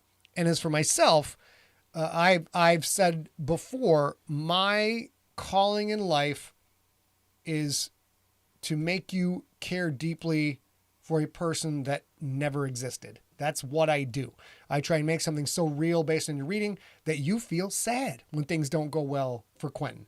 And you feel very upset when certain characters die. So yeah, that is what I do. And I think a lot of writers do the same thing. But do I think writers of this special breed? No, I think everybody feels that way. Writers just have a way to take that, encapsulate it, distill it, and serve it back up in imagination. And I do also think that for anyone Good night, who's read Tracy. the script or the crypt, this is a little bit of a spoiler for the crypt, and that's pretty new. So it's not a very big one, but there's one character named Anne who is particularly vicious, and I think that you can get sort of an adjacent feeling and be able to distill that and kind of make it more powerful. That's what your ability that I don't have is in that being able to retell. But I don't think that a person who was as vicious as Anne is, or as selfish as Somali Midori is, and I don't think you could be that. You could express all those different emotions and have all those emotions. I think that would be impossible. Well, I mean, I did just say at the beginning of this podcast that you won't let me get on a plane to go kill people. So That's true. Oh, I although guess it's me. I would be more humane about my murders. I would not be quite as graphic. I will say, one of the challenges I have set for myself is to make you root for the serial killer and want to watch her succeed, even though she has none of the redeeming qualities of a Dexter. Dexter, while an abhorrent individual, is serving the greater good, which is what made that book series and that show so magic. Anne has none of the greater good. Yes. And my job is through that series to make you root for this completely psychopathic individual. So we are going to wrap up this for the podcast right now. You guys, if you want to stay and listen to the live stream, go ahead and do that. So that we're just going to end this and start. So we have a natural break point. Oh, good point. Good point, That baby. was All right. Steve's job. That's Steve correct. said that, yes. Ladies and gentlemen, the highly organized ship that is the PUV empty set is going to call an end to this particular podcast episode. But you know what? If you come back next week, you know what you're going to do? You're going to get more of the same sweet, tasty Sigler info. And until then, baby, tell people goodbye. We'll see. Yep. Do we just kiss off into the sky? Yeah. Do we do Tell the them I'll real kiss soon? them off in the sky. All right. Well, I'm kissing you for your birthday. Yeah, it's for my birthday. Happy birthday, me. Okay, and then we're going to jump back in with a new intro for the second week. Hang out. Stop. No, we're not. You jumped the gun. All right, Steve, edit out that last bit she said after the kiss off into the sky, and I will close that out. This is how sausage is made. Yes, they can all kiss off in the sky. We'll be back next episode with more of The Blood is Red and the general Siglerverse Q&A. Until then, we will talk to you all real soon. Boop. Boop. Now we're back. And we're just going to do an Oh, wait. intro. I got to do an intro. Hold on. Yeah. Steve, this is very complicated. Hello, everyone. Welcome to part 2 of the Blood is Red Q&A, where I and my partner, A Real Girl herself, Howdy, answer your questions about not only Blood is Red, but the Siglerverse as well. And we will say right out front, unzip, unfurl, there are giant girthy spoilers in this podcast. If you've not listened to all of the Siglerverse stuff, you may get spoiled on this. So you have two options. Number one, you can jump ahead every time we mention, or you can come back after you've caught up on everything in the Siglerverse. yeah, you go buy all my shit and listen to and or read all my shit, preferably both, and then come back and find this bookmarked episode, because I know you made a bookmark, because you do not want punishment. You do not want So punishment. do you want to jump right into it? Let's get into it. Yeah. So, Yeah. like Scott said, I'm going to ask him questions. They are spoilerific. I am going to try to let you guys know along the way if I think of it. And they're all questions from you guys. Sam Morris wrote in and said, how old are the stories in Blood is Red? I like the mix of eras, like between Wolf and Red Man, and also the sprinkling of religion, aliens, mutants, and some supernatural all in one book. Who's the mutant? Let's talk about how old these stories. Some of these stories are over 20 years old. Some of these stories I was writing very early on in my career. Some of them I'd started or taken a pass at even before I got to the point where I was writing a short story every week, beginning to end, edited, finished, in order to kind of ramp up into the writing career to prove to myself that I could do that. As far as the different eras of the fiction, it just depends on the story. It just depends on the idea. But I will tell you, in my most recent work, I have learned I'm probably not going to do any pre-modern fiction Again? ever again, especially not in the context of a novel, because fuck fuck is it hard work, you guys? It is so hard work to have to cut out all of the common phrases we use in day-to-day life and to go like, oh, okay. When did people start using the phrase tie one on? Okay, if this is February 1750, check it out. Like, turns out that's a 19th. Can't use it. And that's so much work, and I don't want to do it anymore. I just want to tell fart jokes and put them in print. To be fair, this is one of the reasons because of the difficulty that it was writing The Crypt, because The Crypt is a dark story if you haven't read it. Once a week he was writing something else, and he wanted to write something very deep and dark and creative. And I was like, you're going to write about fart jokes. We got to go back to fart jokes. We absolutely have to, because it would be too heavy for him to do both at the same time, which is why we got Slay. And I'm not mad about it at all. Yeah, Slay worked out good. So, by the way, David Taylor, best comment of both episodes. He says, the continuity between this and the last episode is amazing. Very good. Very good, sir. Very good. What's up, Travis? Okay. Beckett Barham says, how many hours a day do you write, and how do you keep everything in your intricate plot lines straight while you do? Multi-part question. Let's get into it. How long do I write every day? The goal is 4 hours a day of actual writing, then 4 hours a day of business stuff, outlining, emails, all the other stuff. And then I go out and enjoy my perfect life with my fucking fantastic, ridiculous, amazing wife. That so far has not actually ever happened except for maybe like 3 days. So right now, I would say today was a day off because I wrote for 10 hours and then I prepared for this podcast. I'd say the last 7 or 8 writing days have been at minimum 13 hours, at maximum 15 hours, because we're under not only a deadline to deliver for a business partner we have, I need to be done with this. I need to get this book done, get it out the door so I can go work on a bunch of other shit. So I would say back in the day when some of you started listening to me 15 years ago, 10 years ago, those were probably 70-hour week weeks. You know, if you factor in all the business, they're probably 80-hour weeks. And now I think I'm down to like maybe 60, 65, depending on if there's a crushing deadline, it can jump up a notch. Yeah. But the goal will be where I'd love to make this a 40-hour week job. We'll see how that works.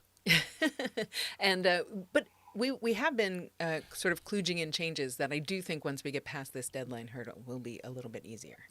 Okay. Tracy Shank, who unfortunately just left, asked, is there any method or preference when choosing the weapons for your stories? Many different choices, as I've heard within your books. Not counting GFL story choices, do you have favorites? Or is it just researching special ops weapons?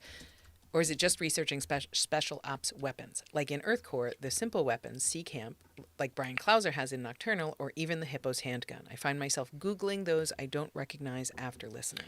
That's a combo. It is, I would say it's a 3-part story. Number 1, I'll Google weapons for a particular situation. I'll find something like, oh, dude, that is so sick. And then I work it into a book. However, that's part 1. And I will say I've pretty much exhausted all the super sick stuff I've ever looked up and gotten to the break point where like, this would take 4 pages of explanation. And I really just want to mention it in 2 paragraphs. So that has sort of gone by the wayside. Step 2 is relying on Chris Grawl, Mr. Happy, who is in the chat room right now. Those of you who listen to podcasts can't see. We do this show every Wednesday, 6 p.m. Pacific time, 9 p.m. Eastern time. You can watch it twitch.tv/ScottSigler, youtube.com/ScottSigler, facebook.com/ScottSigler. A Real Girl and I show up every week and we talk to you live. Join us in the chat room. So the second part 2 of the 3-part trident of weapons, as we like to call it, the triumvirate of weaponry, is I will go to Chris Grawl, who's one of the secret agents, tells my stories and say, I need some super fucking cool shit in this situation right here. Mm-hmm. And he will send a link and be like, this weapon is the bomb. And I'll look at it and be like, you're right, that weapon is the bomb. And then we'll put that weapon in. And then the third part of the triumvirate of weaponry is, yes, three parts. The third part is Chris and I will just invent a weapon. We'll make a weapon. Nice. And Chris, for the crypt, Chris did. Hey, Robin, nice to see you. Chris did I'm going to guess, somewhere between 30 and 40 PowerPoint slides showing not only how all the different weaponry works, but how, the strategy of using the weaponry, how people reload, how they get trained, all this detail, most of which you don't see, but I, with the visual graphics he provides and his knowledge, I'm able to make it seamless. And in fact, I know for a fact Hey, Robin. that one of the weapons he's talking about that he created with Chris can be found in Chris's soon-to-be-out book, Trigger Guard, which is weapons knowledge for writers specifically. Yeah. Chris is a writer of fiction as well. This is a non-fiction book based on his expertise and his love of sci-fi and his writing acumen as well as a fiction writer. And you can even see it in that book. The Scott kind of said, I need a cool ass gun like this. And Chris used his knowledge to create that weapon, which you can see a graphic of in Trigger Guard when it comes out. And one of the most interesting things, Chris was here this weekend, and he mentioned that there are some things that are part of that weapon that never got mentioned and never got used, but the process of thinking it through to create the said weapon so that it would be consistent and hold up, and like it wouldn't, recoil if it wasn't supposed to, even if you never mentioned the recoil. I thought that was pretty cool. So you can take a look at that in Trigger Guard. Cool. Okay. Did you have another? Oh, we've just switched. We are switching cameras now, so I can. Hodari Davenport asks. Hodari. Great. What is your process on selecting the right narrator for your work when you decide that you're not going to do it yourself? Ray Porter is a great choice, but there are so many more out there, like R.C. Bray, Kate Reading, Simon Vance, to name a few. So how do you go about picking talent to ensure that your vision and feel of the story fits? Oh, okay. This is an interesting question. I'm gonna cover this as quickly as I can, but this is a chronological documentation of how shit works. Mm-hmm. When I started podcasting, I was not published. I had no leads. Nothing was going on. I was getting rejection letters left and right. I learned about podcasting. I learned how to podcast, and I went in and just turned on a microphone and started recording. So I was narrating my own books. And then when we got the deal for the big deal with Random House for Infected, Contagious, and Pandemic, I went ahead and I said, the reason I had this deal is because I do my podcast every week and people know my voice. I'm going to do Infected. They were like, okay, recorded Infected. Went great. My agent forgot to get me paid for Infected. So that was like the first wake up call. Be like, oh, it was a lot of time and I didn't get paid for this. It's a crazy side story. Went on, did Contagious. And then by the time we got to Pandemic, we were starting to get busy. We started to go out to get other narrators. We moved forward. The Generations trilogy is a primary female POV protagonist. So we went out and found a woman to do those stories. And somewhere during that time, we were introduced to Ray Porter by Jonathan Mayberry, and Ray Porter did Earth Core for us. We were able to land him for that. And the answer to your question is, why don't we have other narrators? If you find a narrator who delivers mostly on time, mostly at a rate you can afford, sometimes you got to go a little bit in the red for it, but you know what I mean? But you know the quality you're going to get. And having hired A-list narrators a couple of times and having wound up meeting someone who's an absolute prima donna, who doesn't deliver on time, who screws up all of our publication schedules and is extraordinarily difficult to work with, when you find someone who is none of those things, you tend to grab onto them. And Ray is one of those people who is none of those things. So we primarily stick to Ray. If I narrate it, great. From now on, if it's female narrated, it's probably going to be we keep it all in house. Mm-hmm. If it's a larger title and we can get away with a male narrator, it's probably going to be Ray, because Ray is a jam. So that's kind of in a nutshell how it all progressed. And that's also, he's speaking of books that Empty Set puts out. So we didn't choose Bronson Pinchot for the Aliens book, Recorded Books, or whoever put it out did. Are we delighted? Absolutely. Oh my God, was it absolutely what epic? Yes. What a lovely human. But I don't think we could have gotten on his radar. I don't know that we... I'm not sure I would have known he was out there. So anyhow. I listen to a fuck ton of audiobooks. I've heard of these other narrators. And eventually we will probably wind up working with someone else, but you guys really haven't had a chance to see it yet. But when A gets to create an audio project from scratch, where she's not trying to follow up on someone or do another thing, it's pretty spectacular. So I'm pretty excited about that. All right, let's rock. Sean Dyer, these are from before, but still great questions. Aside from Krakens versus Orbiting Death, what are the major GFL rivalries? That's a good question. Sean's always got some deep cuts, Always, man. yep. Deep cuts. I think it's usually conference related.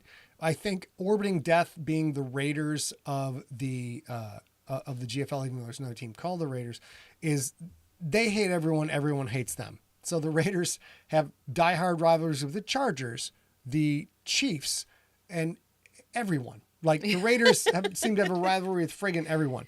As far as other specific rivalries, I really haven't gotten into it all that much.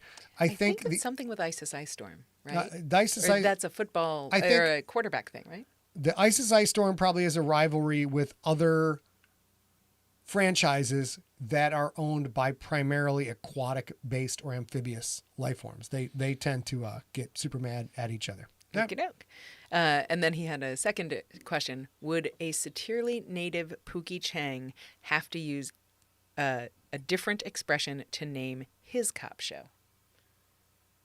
God, that's a Good question. fuck.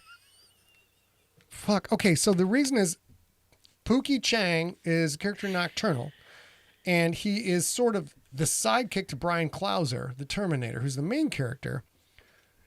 And Pookie sort of knows he's sidekick-esque because his partner is so good at everything, and Pookie's just frankly he's good at talking shit and shagging broads. That's what he does. Pardon, that was my throat.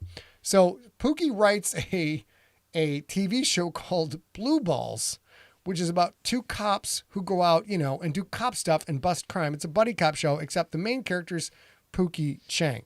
So would if Pookie was a Satirli 6 native of blue skin. Did you tell them what the show was called? Blue Balls. Oh, you did? Yeah, Okay. yeah, Make sure you mentioned. So if Pookie was a Satir, this is like a third level connection between the stories. If Pookie was blue skinned all over, would he still get blue balls? I think the answer is the show would be called Purple Balls, except that doesn't have the alliteration. So I honestly, fuck you. Go to hell. You go to hell. Go to hell, Sean. So good. Okay, another question from Mike King. He says, I was looking at Facebook and Scott posted a pic of himself with the word hair on his t-shirt. Editor's note, the word was actually chair, but the C was difficult to see. This brought my eyes to his perfectly shaped bald head. And as someone who is thinning incredibly on top, how did you know it was time to go full Monty? And if you didn't shave for a month right now, what would you have? Hold on. First of all, I got to say, Eric Fisher in the chat room said Pookie's skill set is speaking and shagging. Well done, sir. Well done. Wait, and also said bluer balls. Daniel Baker, no God. Teal testes. Wow. That's Pookie's show right there. Teal testes. The question was, when did I know it was time to shave my head? I figured out it was time to shave my head a little bit later than I should have, which happens to most men with male pattern baldness. Is there is a period of denial where we're literally looking in the mirror and seeing what is not an attractive hairstyle. There's no way around it. When you're starting to pay attention to the Rogaine commercials, like maybe I could do, okay, yeah. And I don't know, at some point, I couldn't do anything with my hair. I remember, because I've been in bands forever and hair bandy type things, and going to a hairstylist who was much younger than me and saying, she's like, what do you want? I'm like, I don't know, just do something cool. And she played with the hair for a little while, and she got flustered. I'm like, what's the matter? She's like, there's nothing cool I can do with this. And she felt so bad, not as bad as I felt. And I think it was probably a couple days after that, I just pulled out the trimmers and just shaved it down. And then, of course, I had that moment, which many of us have. Many of us men, both like, we rub your head and go like, oh, what have I done? What evil hath I wrought? And then I went to work and caught just an enormous amount of shit from a gentleman named Ryan Minto, who literally often joins the chat. who literally took pictures and made images and art and just was merciless. He and his perfect fucking head of hair were just merciless to me. But then I would say about 3 or 4 days into the shaving of the head, I'm like, you know what? This looks way better than it did before. And then there was like, you know what? I never have to buy shampoo or conditioner again. It's 1 bar of soap. And it was one of the best decisions I ever made, because if you're a go-getter, you can either be going bald or you can be bald. And I choose to be. But also back at that time when you first shaved your head, you also, I've seen band pictures and promotional, and you had crazy beards and crazy mustaches, and not like the lettuce bracket at the beginning of the pandemic, not that many, but a handful, and that might. You still do that sometimes. That's your creativity. I mean, the good news is I don't have a lot of hair on the top of my head. No, sorry. The bad news is no hair on the top of the head. But you know what? The Lord provides. The Lord provides. And the counter to that is I can do all kinds of crazy stuff with my facial hair because it grows like crazy. And then the Lord hates you. The Lord hates you. Because, man, if I could, my ear hair and nose hair and my crazy Andy Rooney eyebrows, and now I've got hair coming out in places I'm like, there's not even a follicle here. There's not even a follicle. What are you doing to me, motherfucker? So, yeah. So now I am a bald man who has to trim his nose hair, ear hair, and every now and then pluck his crazy Andy Rooney eyebrows. It's a fact. Okay. Bryce Collins asks, what novel or short story of yours do you think is underappreciated? All of them, frankly. All of them. Every time there is some kind of TV anthology of short stories and my shit's not in it, I hate everyone involved with that project. My shit should be in there. Should have been in the new Twilight Zone. It should have been in the old Twilight Zone. I should have been in X-Files. I should have been in Warehouse 13. Frankly, the entire world has yet to wake the fuck up and smell the greatness. Smell the goddamn greatness, you sons of bitches. Done. Okay. Frank Driscoll asks, or says, you've talked in the past about having the opposite of writer's block. Have you ever gotten reader's block? And I will say, I Googled reader's block to see if it was a thing. And that precisely worded question, and not the first part, the not having writer's block, but the have you ever gotten reader's block came up like 67,000 times from the same block. I'm going to need you to, now this is a challenge for my incredibly stunning, awesome wife. I'm going to need you into 3 sentences or less, in actual sentences. Tell me what reader's block is. Because it popped in my head. I have my reader's block. What does it mean? I just said I was trying to look it up, and the only thing I found was the article that creates the question. Oh, God. Okay, yeah. Great. So do I have reader's block? I would say yes. The biggest problem I'm having right now is I will meet a new author. I will read their series. I will start with their first book. And almost inevitably, by the time when I love the first book, I will move on to the second book. And in my head, which is counting the short days of my life every day, I'm like, that's basically the same fucking story. And like all these people are going to live. And I no longer have tension or suspense in the story because this same person is on the cover of book 5 and I'm on book 2. So that would call a little bit of reader's block. And I sort of lose, I gray out, I lose focus. I'm like, I frankly, it's no comment on the writing or the plot or the characterization or the person. I just don't fucking care anymore. I'm like, I'm not at all tense when these people are in danger. So I tend to put those series down. I'm in the middle of doing that right now. I would say the last series I've read absolutely to completion and been on the edge of my seat for all of it was Naomi Novik's Temporary series, and that's like 15 years ago. Yeah. So it's really, really difficult for me to get through an entire series. You mean you read it or it came out 15 years ago? I think she was done. I think the last book came out over 10 years ago. Yeah, but you which just is a recently read goddamn fucking spectacular fucking series. Fucking Napoleonic Wars with an Air Force of Dragons. Check, please. I have a reader's block in that I find it hard to read romance books, and I think that's part of it. You don't like the comfort of the series. You're not into that kind of writing. I don't like reading about normal people. So, but for me, I have trouble reading romance books because I would like the human beings to kind of be like me and like normal and flawed and worried about, did I set the coffee pot, and gosh, I hate this haircut, and that doesn't really happen, but it does happen in mysteries and thrillers. So I read those incessantly, and I don't care. I can't even tell you how many I read, and I can't tell you a single title. I just keep picking them up on Audible.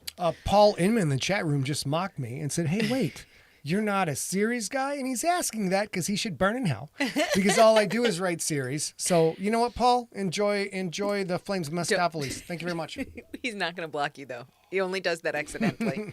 Elliot. Colin Davidson says hi from Scotland. Hello, Colin. Welcome. Hello. Elliot Evans asks, if you could take one Blood is Red story and expand it to novel length, would you do so? And if so, which one? One Blood is Red story expanded to novel length. I think I can safely say I don't think so, because all of those stories are short stories for a reason. I, a serializer, cannot extend those stories. Those all have a pretty definitive end to them. Yeah. So I think the answer is no, which I'm very happy to say. And I think, like, for example, that we keep talking about Blood is Red is my favorite story that Scott's written, and I think I would not like it as a 175,000 word book because it would be too inevitably heartbreaking. It's already heartbreaking enough. So I think I would probably think like, nope, this one's too dark for me. Dude, the motherfuckers in the chat room right now are literally trying to extend GFL to a 14-book series. They've gradually been incrementally creeping it up. You know what? And all of you, are you aware of how hot the flames of Satan are? They're very, very hot. Tony Lee asks, do you ever just hit a wall? Ryan Mento's in the. I don't think Ryan Mento was here when we were talking about him earlier, so he's gonna have to go back and watch both of these episodes. Tony Lee asks, do you ever just hit a wall when writing? I'm not asking about writer's block, but more if there are times you can't make your brain write good, if you know what I mean. Maybe halfway through a novel or something. Yeah, that has happened, and it took a long time to learn it. And it was after A and I started working together, where I would, work until 2 or 3 in the morning and fucking crawl into bed and get up the next day and whine and piss and moan and send emails to you like, none of this didn't go to start over again. She's like, it's because you write garbage after 10 o'clock. So everything you write after 10 or 9 o'clock is shit. So stop writing at those times. So yes, we that happened many years ago, but we have changed. The absolute max for writing original content is probably 8 to 8:30 p.m. The max for editing is probably 9 o'clock, because after that, I'm just like, well, fuck these 8,000 words. I'm deleting them. And then I'll be like, I deleted 47 pages last night. She'll be like, what did they say? I'm like, I don't know. I didn't have a backup. I deleted that shit. I don't know. Fuck it. I got to do it all over again. And then we spend a lot of time rewriting content that could have made us money. So that's an answer to the question. Yep. We already put out books that are sometimes the length of 2 other books that we, like other people. So we could have sold them twice. So we for sure do not throw away 50,000 words anymore. Okay, Antonio Martini, that's a fabulous name. It is. It's real good. Antonio Martini asks, is there a lot of yourself in your writing? And if there is, from what parts of your life do you draw the most? Is there a lot of myself in my writing? I would say yes, all the way through everything. And that is being said with allowing myself to expand my morality and my experience into realms with which I have no experience that also are different from my own morality. So primarily, there's a certain moral code to most of my main characters, secondary characters in my work. And I think it's fairly referential to what I'm doing. But if you only write books about yourself and people who think like you, that is dogmatic and extraordinarily boring. So in order to make living, breathing characters who think otherwise, in order to provide a contrast to your main characters, you have to expand beyond yourself. But even when I expand beyond myself, I sort of get these people. You know what I mean? It's like, you know what? Hey, this is a genocidal maniac. I'm like, you know what?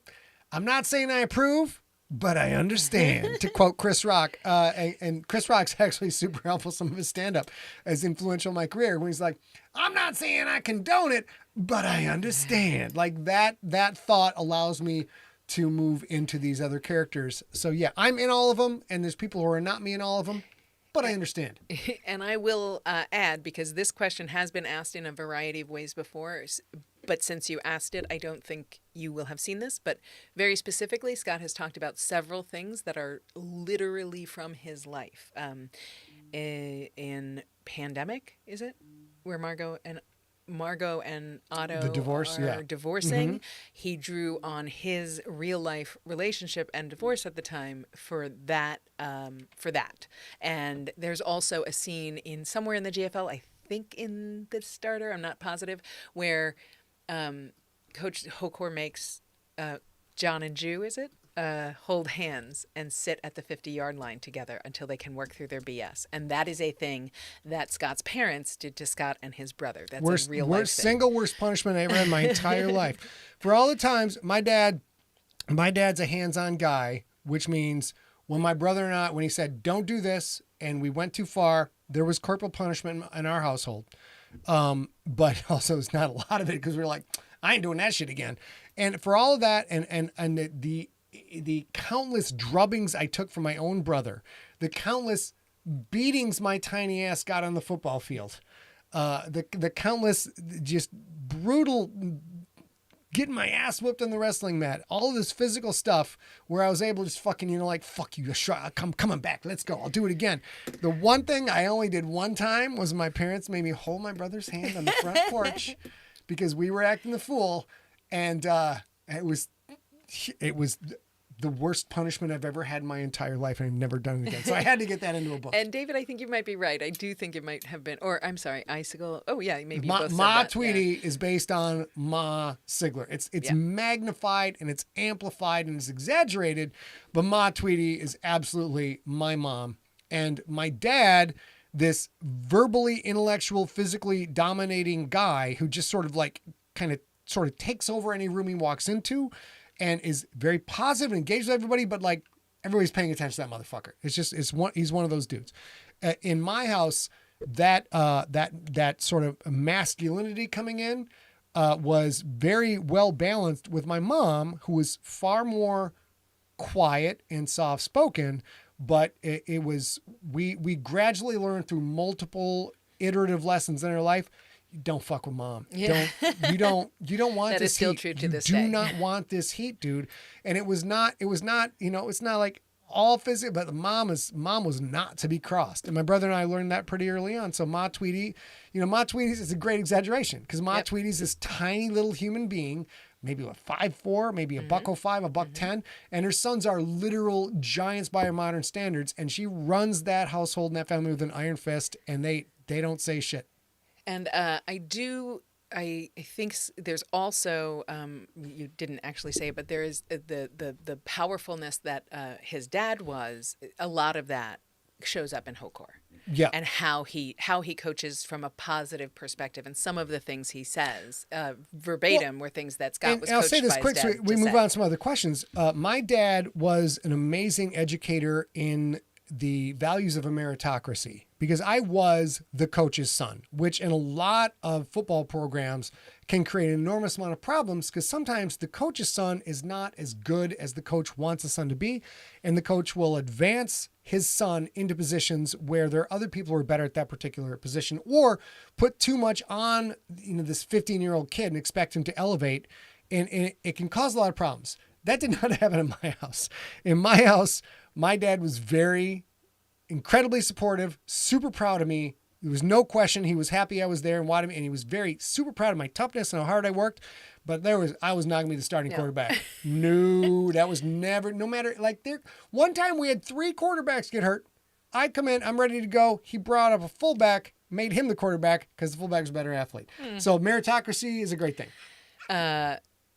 Jordan Henderson says, I remember Sacred Cow from Stranger Things way back when. We've mentioned a few times tonight. For me, it still stands up, and I loved hearing it again after so long. My question is if when you hear stories you wrote long ago, what do you think? Well, there's this weird tesseract, if you will. You take a line and you pull the two ends together and let the insides fold together and like that. And it's this old The Lion, the Witch, and the Wardrobe. Was that Tesseract? That whole thing where, in effect, it's a bit of a time travel thing. And way back when I was specifically writing short stories, I was finding things that I knew I could tell in 5,000 words-ish or less. So now when I go back and listen to those, I'm like, That's pretty cool. That's not bad. That's a really good idea. You delivered this well. Then when I moved into novel writing, I've gradually become accustomed to, I don't read my own work unless I absolutely have to for factual and continuity purposes, because I hate it. I hate my own work, because when you stretch something out to novel length, you get all of your creative weaknesses are exposed. If you're not good at character development, you're not good at continuity, you can't keep track of things. All of those things are writ large for everyone to see. So now I don't really read my own work unless I have to. But when I go back into the old short stories, I'm like, that's pretty tight. That's a pretty tight story. In the chat room on YouTube, Ben Fraley says, I'm from Indiana and I resent that statement. We are much worse people from Iowa. And Ben, aren't you the Ewok guy? We're all horrible, Ben. We're all horrible, flawed, tragic, selfish, petty, bitter people. Let's be honest. And every time we do something nice for other people, you should pat yourself on the back and you should have a glass of Oban, which is what Eric asked what's in the glass. Okay.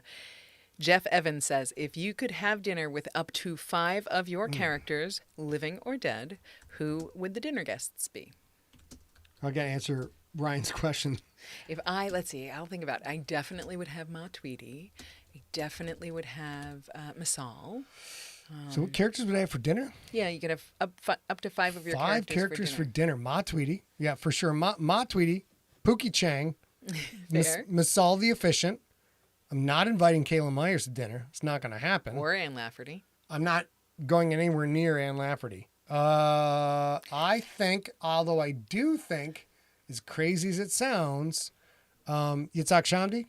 Yeah, I was going to say from the Crypt, because I think that is one of the strongest characters I've ever written. It's one of the best things I've done in my career is to write this absolutely reprehensible character. And most characters you write, this is a good person with a tragic flaw. He is a tragic person with a good flaw that gets in the way of him delivering. And then we did Masal the Efficient, right? Who's you know what? Let's be honest. Who's hot?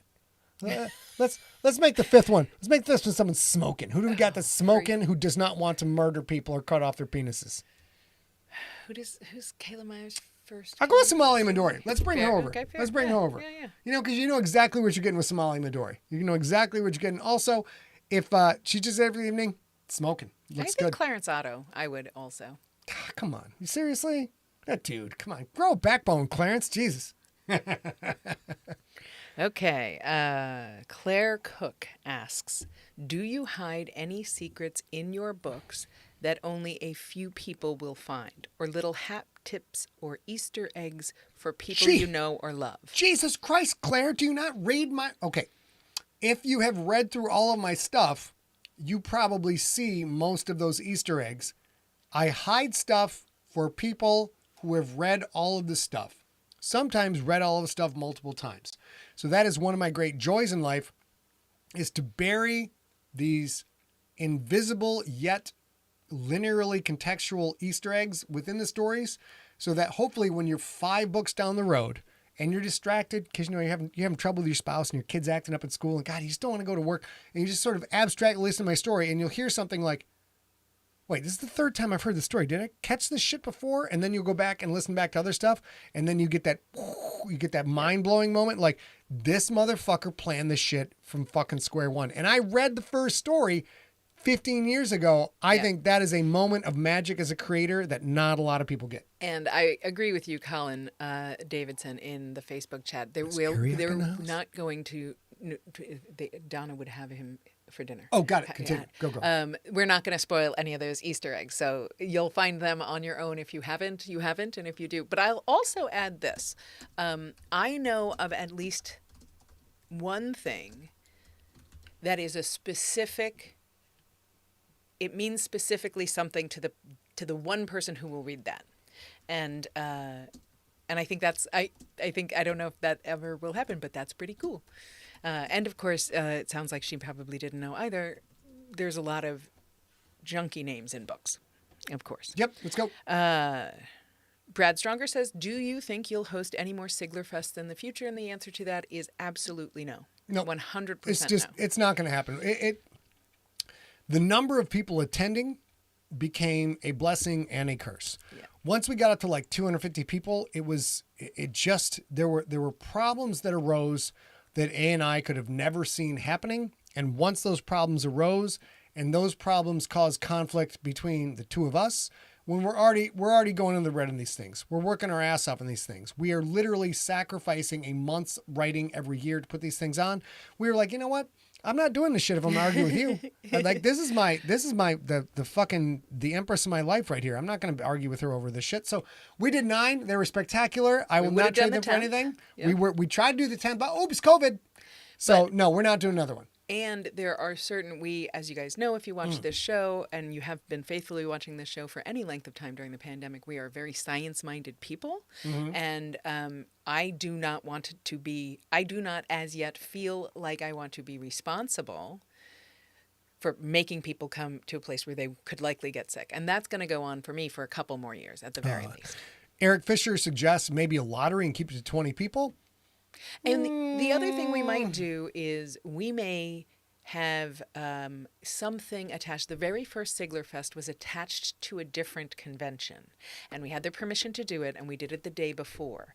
But I think the only thing that may happen It was really small. Oh, yeah, it was quite, Like there was 20 quite people. and a goodly amount of them were either local or just, they were arriving a day early anyway. But what I will tell you is we will very likely plan, if we go to conventions like... Good idea, David. Like Dragon Con or a cruise, things like that could happen, where it would be a thing exactly like that, where if we say we're going to Dragon Con next year, we'll show up a couple of days early and it's, and literally be like, cool, we're staying at this hotel, or, we're staying in this area of town. We're definitely taking a booze cruise on Saturday. Here's the link if you want to buy tickets and go with us. And so that we are not doing any organizing. Yeah, that's the big thing. But we can still hang out with you Ideas guys. where we get courted as talent to entertain lovely people with disposable income, we're listening to that. Anything where we have to plan a thing, you may all burn in hell. Ask Paul's question, babe. Paul Inman in the Facebook chat says, you mentioned the end of the Sigler verse. What's behind that and what comes next? All right. So what is behind it is I have now tapped out on my second detailed continuity managed franchise. The first was Star Wars. Star Wars for a while was incredibly well integrated. I met the guy who was in charge of just the FileMaker Pro database to keep track of all the shit and all the connections. It was really well done, but eventually it got to a point where your job as an entertainer in that format, you need to sell toys to young people. That's Star Wars. The objective of Star Wars is to sell merch. That is what the whole franchise is all about. Eventually it got to the point where people were like, how many books do I have to read, and comic books and video games do I have to play, and movies do I have to watch to keep track of all this shit? And it collapsed under its own weight. Now, A and I stopped watching the MCU, the chronological watch through after Loki. And I won't say why for spoilers, but after Loki season 1, I'm like, dude, how much time am I going to spend in my life doing this shit? It gets to a point where it collapses under its own weight. Yeah. And specific to the MCU, we were doing an in-universe chronological watch through because he had seen quite a lot of the MCU and I had seen not so very much of the MCU. So we were filling in pieces for him, but also it got to the point where, like, at this point, I know enough about the MCU that I don't care if I miss a few things here and there, or I miss, like, why it was in this order. I don't know that matters. So I think that is also one of the things as well. Yeah, and it was like, it gets to a point where I am a fan. I'm a fanboy. I watch a thing, I get super into it, and then at some point, the creators of that property take their eye off the ball, or they start looking at another ball. And all of these things are perfectly fine. They're the ones making the things. And remind me to do a Berkshire Hathaway reference to this in a second. Okay. In having experienced the disappointment of that as a fan and having my heart my heart broken, be like, dude, I would have watched shit forever. What are you guys doing? How do you fuck this shit up? It's clearly you don't give a fuck about us fans anymore. I don't want that to happen. And now we are to the point where if you're going to be a full dedicated Siglerverse aficionado, we're talking in the ballpark of 12 to 14 novels and short stories, and you have to listen to all of this to get all of the in-jokes for what's coming up. I think that's too much. And it's also too much for me. My brain doesn't work that way. We've got this huge wiki. So now we're like, so we're going to finish it properly. We're going to do what these other franchises, these bigger franchises have not. Be like, there is an end to this. Everything ties together. You can then go back and listen to all of it from beginning to end, and you will see connections that you never thought were there before. And when you get to the end, you will be happy. And you will say to yourself, the time I spent with the Siglerverse was wonderful. It finished strong. They respected me. They respected my time. I'm going to go back and listen to it again. And then you're going to buy a bunch of fuck ton of my merch, right? Because you want to throw money at me. It's what you want to do. As far as the Berkshire Hathaway thing goes, the gentleman just died today. Do you know Warren who that is? Buffett? No, the other guy. The other guy. Henry Kissinger? I don't think Henry Kissinger was in Berkshire Hathaway. But he did die today. Did he? Yeah. No. It's definitely Warren Buffett. R.I.P. HK. No, he's not. No, There's it's Munger. Charlie Munger died today, and he died at 99. And I read a bunch of his quotes, which when you are a multi-billionaire and you die at 99, you get to have people post your quotes. That's how it works. And one of his great quotes was, I'm paraphrasing, if you're building a business, you should build your business so that any idiot could run it well, because eventually an idiot will be running your business. And I thought that was awesome. And there is no one who's as big of an idiot as me. So if I don't put a capstone on this motherfucker, it's going to wind up just some crazy garbage is going to come out. Now, frankly, I don't want the fourth iteration of the rookie. I mean, when I'm dead, I got no control. A's in charge of that shit. But by and large, I'd like someone to make. I'm going off too long. The end of the Siglerverse, what comes after is me writing a bunch of one single book horror stories, much more in the Stephen King vein, without sequels, which also goes into our Hollywood efforts and our adaptation efforts. If I write one tight, discrete novel with one tight, discrete idea, our chances of getting adaptations and me being able to be on the red carpet for a premiere with my beautiful wife in her fucking green dress, which is one of our goals forever, that'll come true before I die. So there you go. So I think I've been looking in the chat room. I don't think that there's another new question. Let me scroll down just a little bit.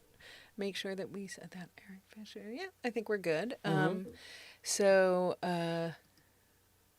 as you talk, there's a good one from Nick Ladd. As you talk about finishing the Siglerverse, is this going to incorporate connections on the generation? Oh shit, Nick, how goddamn dare you? The flames of hell burn hot, sir. It's all connected. It's all of this shit has been connected and planned for a very long time. It's all written down. It's all tracked. So whatever I do, stay alive. It's all connected. I can't reveal what connects to what right now because I don't like spoilers and I don't want to give you guys any clues to figure out how everything ties together. But I will say, in all modesty, A knows, I'm a very modest person. When it is all said and done, the platinum standard for how to tie shit together, it's going to be fucking right here, dog. It's going to be fucking right here. And I'm going to go out on top in the Siglerverse, kiss it goodbye, and then I'll write a bunch of stories that are nothing but fart jokes. So there you go. All right. I think maybe we head out on that note. Well, Colin Davison asked one more. Colin, I have a current comic book adaptation brewing in the wings right now. I will give it a 12.7% chance of actually happening because I have experience with the people making it. But yes, we have that. However, the broader answer is no. We are focused on writing these next 12 novels, getting them done, getting them in the store, making money off of these novels by delivering a solid product to an adoring audience. And then A and I want to spend more time sitting in lawn chairs, sipping Mai Tais, and maybe fall asleep in the lawn chair. Maybe Fortnite, which I'm going to do shortly. You guys, thank you so much for joining us for the live stream. If you joined the live stream, and everybody listening on the podcast, thank you for joining us.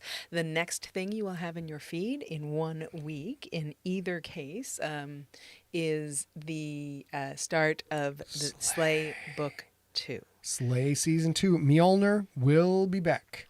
Alrighty. And also In Your Back, which is a whole different equation. You're going to sign off the podcast? I'm going to sign up the podcast. You guys are all wonderful, and this has been a wonderful time talking to you all. And as wonderful as you are, we want to let you know that we're going to go goof off. And you, it's his birthday. Happy birthday. Happy birthday to me, motherfuckers.